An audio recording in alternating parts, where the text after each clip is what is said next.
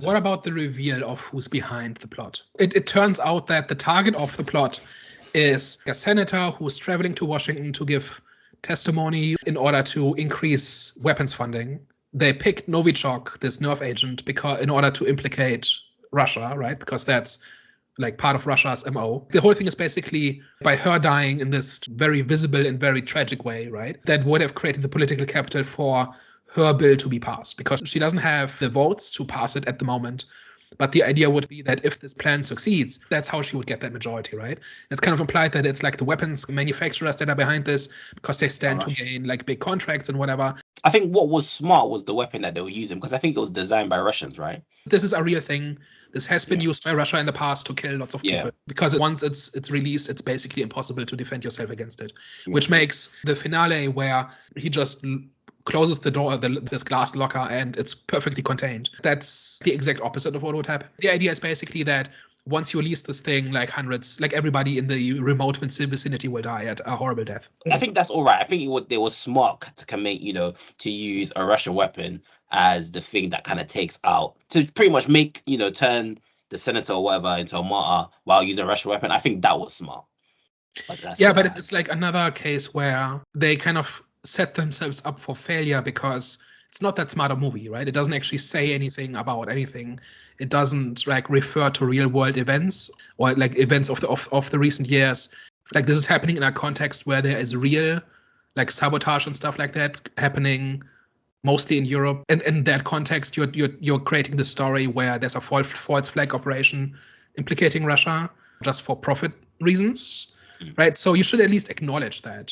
Like, I think if this was a smart movie, and I think this doesn't want to be that kind of movie, but at the same time it sets itself up to be that kind of movie, right? Because it's like wading into this topic, and this is not like 2000 where like Russia is kind of the go-to villain, but it's not related to what's immediately happening in the world at the moment.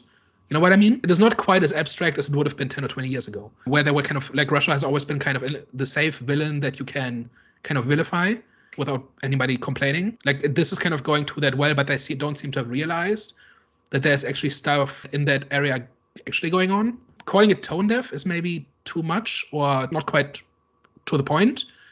But it's like they try to be smart, but then they aren't smart enough to realize how not smart they are. Do you know what I mean? Yeah. And this is kind of the same thing with constructing this very technical plot about the logistics and constraints of the airport and airport security and hinging the entire plot on it. But because they don't understand these things and don't want to understand these things, they then have to handwave all of it and just make stuff up. But you've kind of created the expectation in the audience that this is what the movie's going to be about. But then it's not because they can't handle it. I don't know. Like it's really weird. I just don't think they really want to go into that much, obviously, research and just that much work into it. Like you said, it just wanted to make it like it's very simplistic. So it was simplistic. There were times where it could have been a bit complex and interesting, but it's a Netflix movie and we already know who their target audience is. So I don't. But then it could just have been some drugs in a suitcase. True.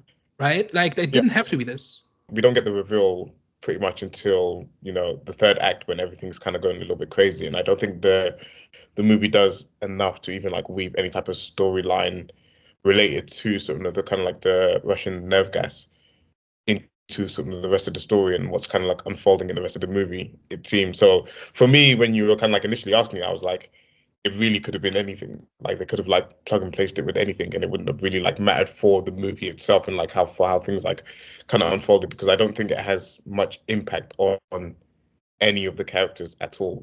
But obviously it has like the real world implications, and like you mentioned about like sabotage and interfering and this and the other, and like manipulation tactics, and obviously like what do you believe in like the media and like how things are reported and stuff like that. There's like loads of angles that it could have potentially gone down, but essentially it doesn't choose to do any of that at all. It's just an agent. It's just like an agent or like the vehicle of what they want it to be in the suitcase essentially, and nothing more than that.